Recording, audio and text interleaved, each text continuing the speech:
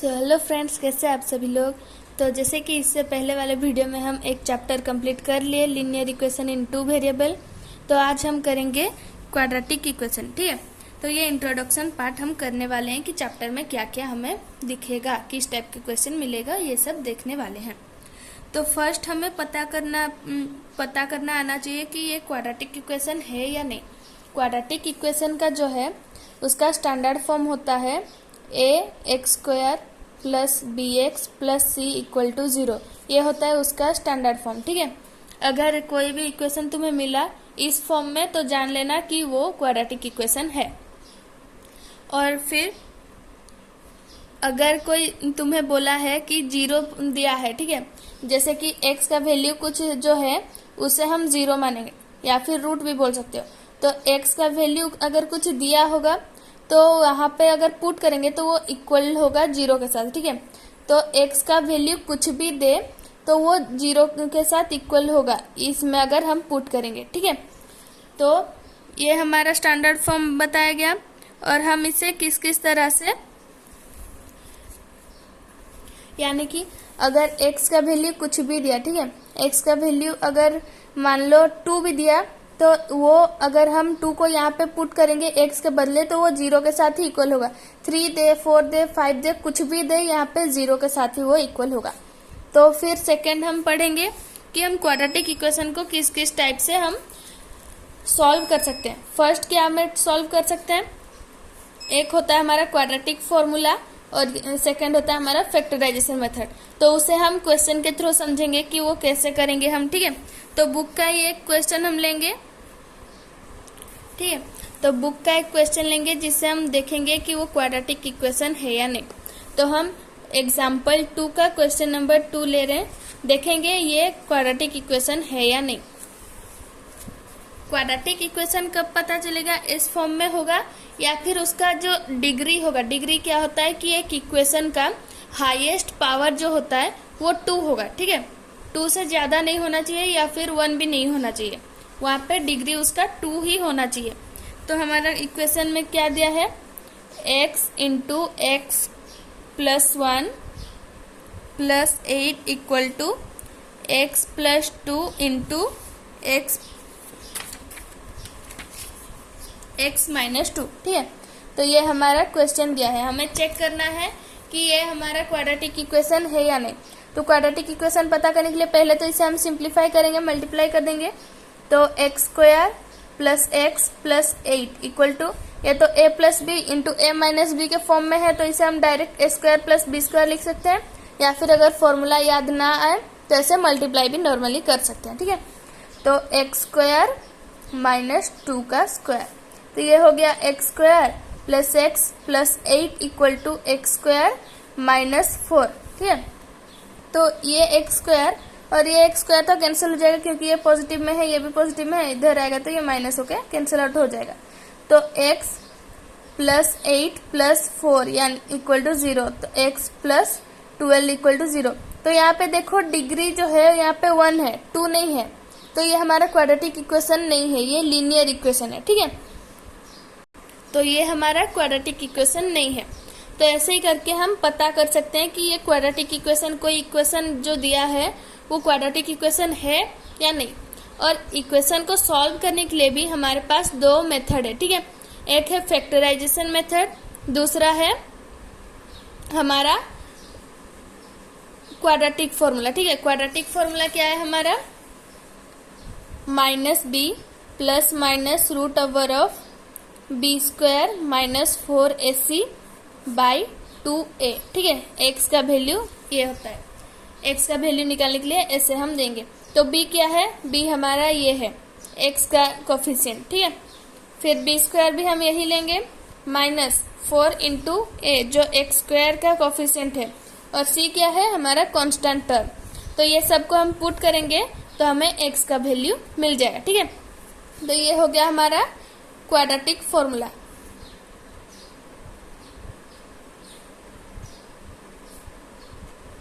Quadratic formula जिससे हम ये निकाल सकते हैं x का वैल्यू। और दूसरा क्या मेथड है हमारा, फैक्टराइजेशन। ठीक है, फैक्टराइजेशन मेथड, तो ये तो तुम्हें पता ही होगा तो एक हम वैसे ही करके देखते हैं क्वेश्चन फैक्टराइजेशन मेथड में, ठीक है। एक क्वेश्चन लेंगे जो कि हम दोनों मेथड में करेंगे। तो बुक का ही क्वेश्चन लेंगे। बुक में क्वेश्चन दिया है एग्जाम्पल 4 का, ठीक है। 6x² - x - 2 = 0, ठीक है। तो हम क्वेश्चन लिख लेंगे 6x² - x - 2 = 0। तो इसे हम फैक्टराइजेशन मेथड मतलब क्या, जिसमें फैक्टराइज करना पड़े। तो इसमें एक रूल टाइप होता है, ठीक है। हमें ऐसा कोई नंबर ढूंढना पड़ता है जो कि a और c के साथ मल्टीप्लाई करने से इक्वल होगा और प्लस माइनस करने से b के साथ, ठीक है।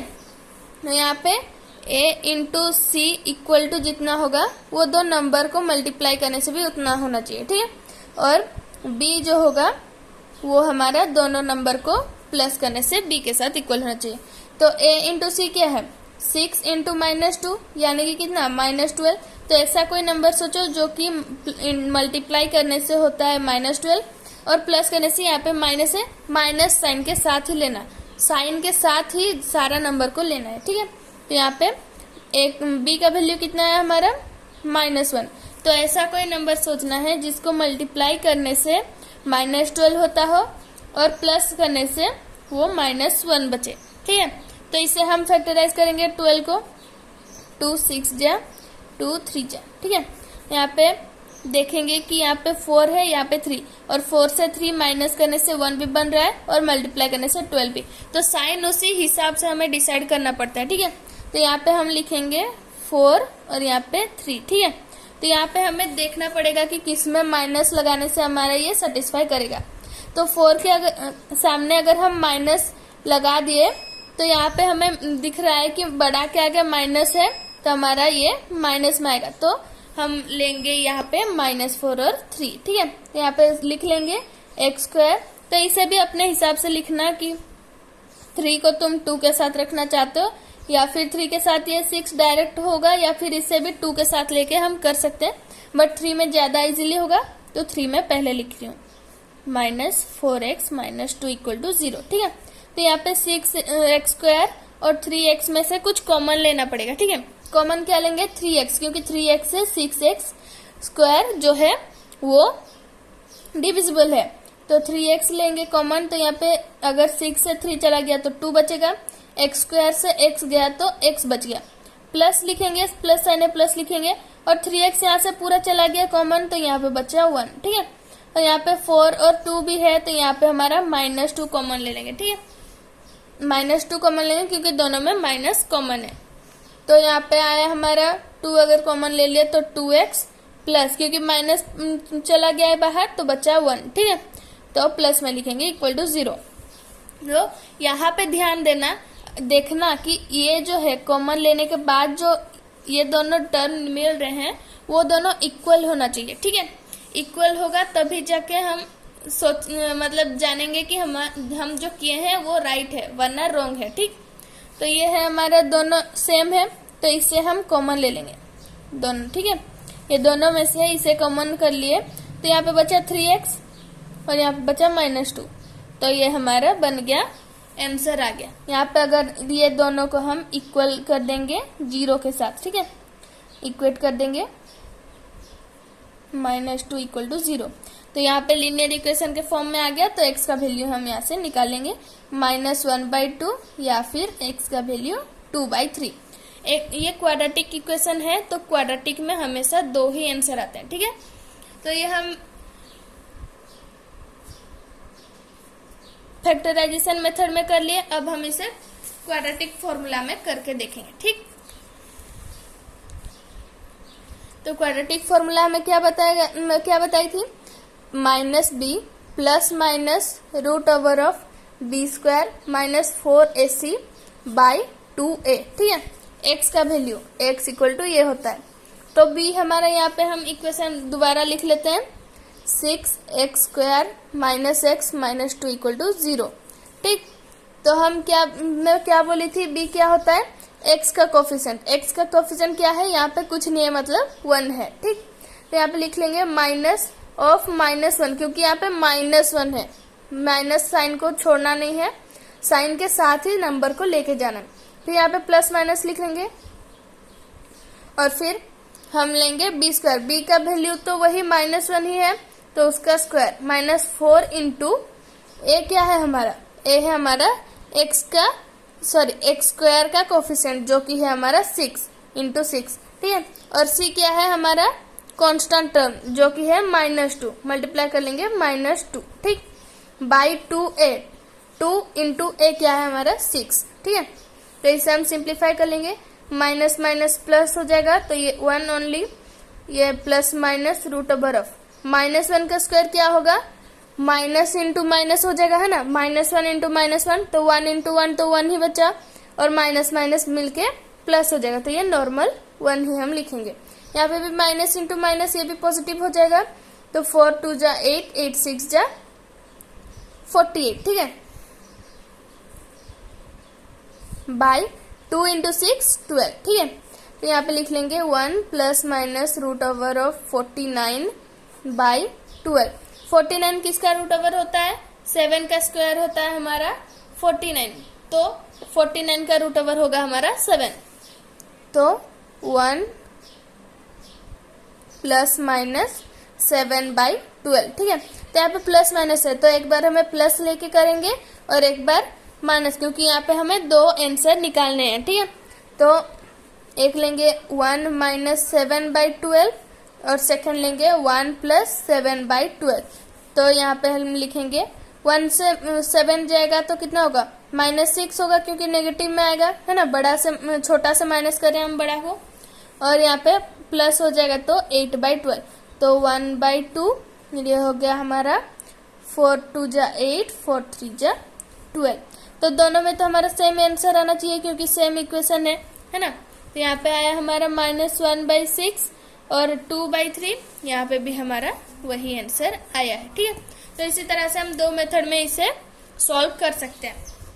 और उसके बाद हमारा एक और चीज जो है, लास्ट और फाइनल चीज जो कि इम्पोर्टेंट है थोड़ा सा यहाँ पे इस चैप्टर का, डिस्क्रिमिनेंट, ठीक है। डिस्क्रिमिनेंट क्या होता है, जिससे हम पता करते हैं कि जो इक्वेशन दिया है उसका सॉल्यूशन आएगा या नहीं आएगा, आएगा तो किस टाइप का आंसर आएगा, ठीक है। तो डिस्क्रिमिनेंट, ठीक है, जिसे हम डी से भी सिंबलाइज करते हैं, ठीक है, डिस्क्रिमिनेंट।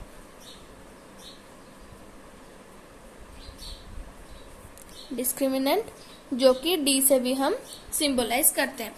तो डी जो है, हम यहाँ पे एक फॉर्मूला और पढ़ते हैं जो कि है बी स्क्वायर माइनस 4ac, ठीक है, बी स्क्वायर माइनस 4ac।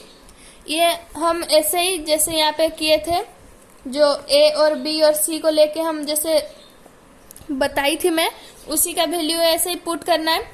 और ये अगर 0 के साथ इक्वल आया, ठीक है, इक्वल आया 0 के साथ, तो इसका जो रूट है वो रियल रूट आएगा, है ना, रियल रूट आएगा, और सेम दोनों रूट होगा सेम, ठीक है। मतलब यहाँ पे जैसे हम निकाले एक -1/6 आया, एक 2/3, वैसे नहीं होगा, -1/6 आया तो वो भी -1/6 ही आएगा, मतलब दोनों एक ही आंसर आएंगे, ठीक है। और अगर बी स्क्वायर माइनस 4ac जो है वो 0 से ज्यादा बड़ा आया, ठीक है, मतलब पॉजिटिव नंबर अगर आया, जैसे कि 1 2 3 4 ऐसे कुछ नंबर आया, तो वो भी रियल नंबर होगा, ठीक है, रियल रूट होगा, और वो डिस्टिंक्ट रियल रूट होगा, ठीक है, डिस्टिंक्ट, यानी कि ये हमारा अगर हम ऐसे निकालें तो इसका वैल्यू 0 से ज्यादा आया है कि नहीं। यहाँ पे देखो, इसे हम सॉल्व किए हैं तो यहाँ पे हमारा 7 आया कि नहीं, तो ऐसे ये हमारा 0 से बड़ा आया, तो ये रियल रूट भी है और डिस्टिंक्ट रूट भी, देखो डिस्टिंक्ट है, दोनों अलग अलग है, ठीक है। तो ये हमारा सेकेंड पॉइंट हो गया। अब third point, b square minus 4ac अगर 0 से छोटा हो, यानी कि नेगेटिव में हो, -1 -2 -3 ऐसा कुछ आए, तो उसका कोई रूट ही नहीं आएगा, नो रियल रूट, ठीक है, नो रियल रूट, यानी कि कुछ सोल्यूशन आएगा ही नहीं, ठीक है। और यहाँ पे कुछ आएगा नहीं तो और उसमें कुछ हम बोल नहीं सकते, है ना, कुछ रियल नहीं आएगा तो हमारा ये 3 पॉइंट भी बहुत जरूरी है, क्योंकि इसमें भी 2 मार्क्स के करीब क्वेश्चन पूछ देता है, ठीक है। तो इतना था हमारा इस चैप्टर में, इंट्रोडक्शन पार्ट में। तो नेक्स्ट वीडियो में हम इसका एक्सरसाइज पार्ट करेंगे। तो मिलते हैं अगले वीडियो के लिए, तब तक के लिए गुड बाय।